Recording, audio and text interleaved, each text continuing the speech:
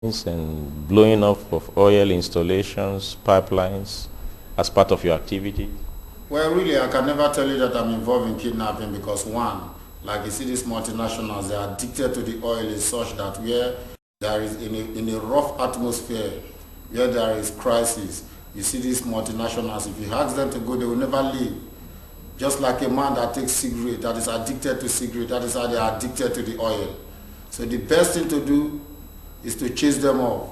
By the time you kidnap them, you release them free of charge.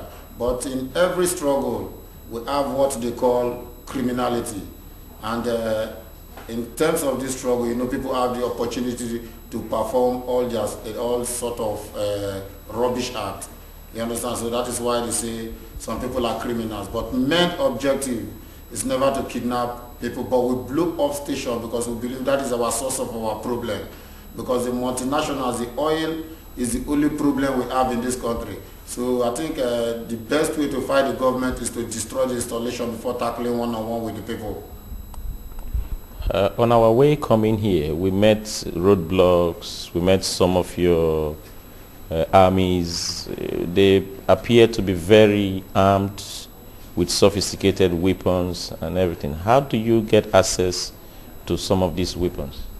Well, that is our own personal secret, and there is no way we can reveal it to people because the weapons are everywhere. So long as the Nigerian government has us have the way of getting their own weapons, I think we will have our own way of getting our weapons also. What do you say to people out there who say you kidnap to get ransom, you are involved in bunkering, oil bunkering, you swap oil for arms for people from the eastern part of Europe? Well, actually, we don't kidnap. M.E.N.D never kidnap. There are different organizations in Nigeria. We have different organizations. M.E.N.D never kidnap for ransom. That is one thing you have to know about M.E.N.D. M.E.N.D is a disciplined organization, a faceless organization that respects yourself. They never kidnap. They are so disciplined. If you talk about bunkering, you can never see people do bunkering. Like for instance, if you go to some communities, some local communities that are less developed, because you see oil, you see the pipeline passing through this place, and sometimes this pipeline may explode and cause pollution. For the company to pay the spillage and all the rest, they will oppress these people. And if these people fetch maybe some few buckets and sell it, you call it bunkering. What about the JTF? Like in Nigeria, the JTF are responsible for the bunkering. If you go to the IC, you see the JTF loading 20,000 metric tons, 30,000 metric tons, 50,000 metric tons. Then you talk about the Niger Delta people that fetch in jerrycan. You call the jerrycan bunkering. What will you call the people that load vessels, that load bigger vessels? The JTF are the people responsible for bunkering, the military, the presidency, the politicians. So they are the people responsible for this bunkering. They are just pushing it onto people that cannot say anything. Who are the JTF? The JTF are the Joint Task Force, the Nigerian military force. Because they are less paid, so it's only bunkering they use in surviving. You can imagine where an officer cannot take care of his family. Then what do you expect the person to do? That is why they call it workshop. Where you work is where you shop. It's where you get your daily heads. So that is why they do the business. That is what they do. The JTF are the people responsible for the bunkering. Have you considered your organization stronger than the Nigerian military force because you still exist within the country's waterways, and most of the time you go into confrontation with these people and you come out quote victorious?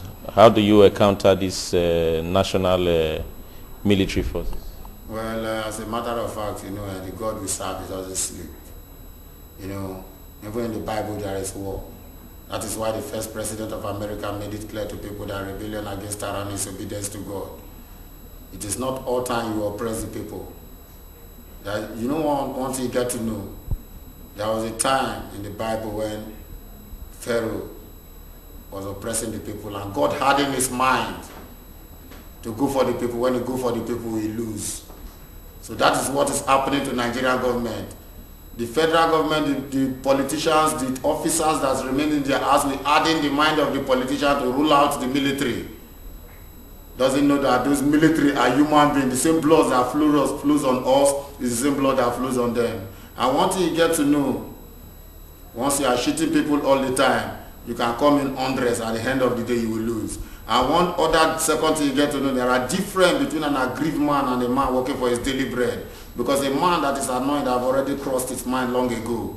So he's ready to face anything that comes across the way. But the military people, they know they are working for their family. They don't want to die for their family. You understand? They don't want to die. So that is why they always get scared. They cannot confront us. That is what we know, because we believe we have the God of war and the Igbesu is behind us. That is our own belief. Can you tell us more about this Igbesu gods? Because everywhere you go, people say Igbesu, Igbesu, Igbesu. I've been to a couple of places where people believe so much in this god. Can you throw who is this god? What does it do? What kind of protection does it give to you?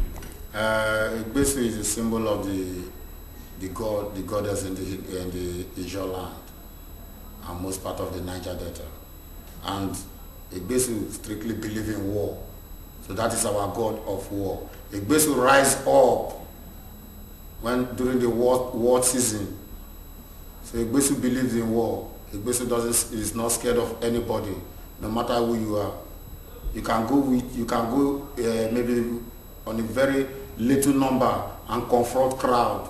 That is where you see the performance of Igbesu. So believe in Igbesu badly. Okay, let me take this conversation into something different.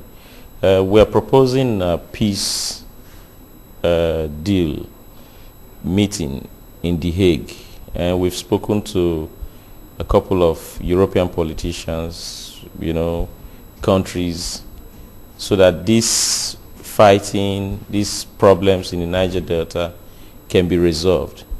Should this peace proposal be made very proper and you are invited to come for this talk, will you be able to attend? Will you want to attend? Do you want peace? One thing you need to know, nobody in the world that doesn't want peace. That is one thing you get to know.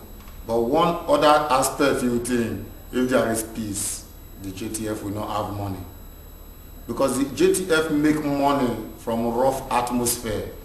Where there is problem, that is when they collect their security vote. They will tell the Nigerian government to bring money for them to buy arms. You understand? But the only factor that will prove sincerity on the Nigerian state is when they release Henry Oka. That is where we will know that they are ready for the peace.